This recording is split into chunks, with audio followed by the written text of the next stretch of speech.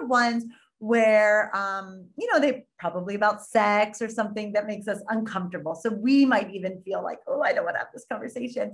But it's so important that we're going to have it, right? And so the first thing to do is to acknowledge that discomfort and just do it. And so we can say things to our kids like, this makes me uncomfortable, or you might feel squeamish, but this is so important. We have to have this conversation.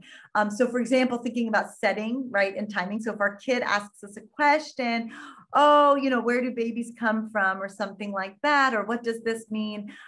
We want to, and we're not maybe in a place where we can talk about it. We say, oh, that is a great question. That's something I really do want to talk about. It's private. It's something that's a little bit sensitive. It makes me a little uncomfortable. So I'd rather have this conversation at home. Let's wait till we get there, but definitely let's do it, and definitely make time to do it.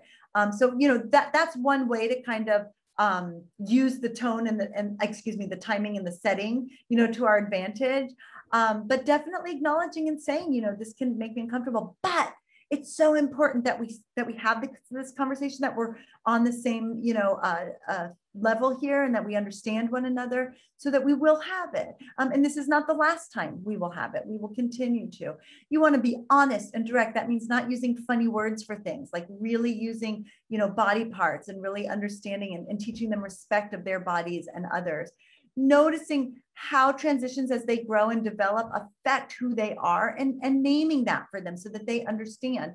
Back to school is a really big transition for kids. They might start to notice differences in their bodies. They might not start to notice differences in their feelings. They might be nervous about the academics, right? They might be nervous they won't make a sports team, right? These are all huge transitions. Mind you, we've also been through a really stressful year of school. So we want to just name that. We want to notice, oh, you seem to be nervous about this. You seem to be excited about this. You seem to be, whatever it is, so that you can help them sort of understand that.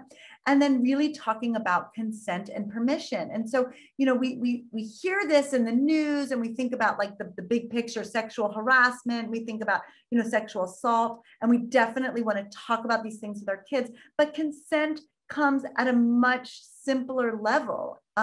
May I borrow your pencil?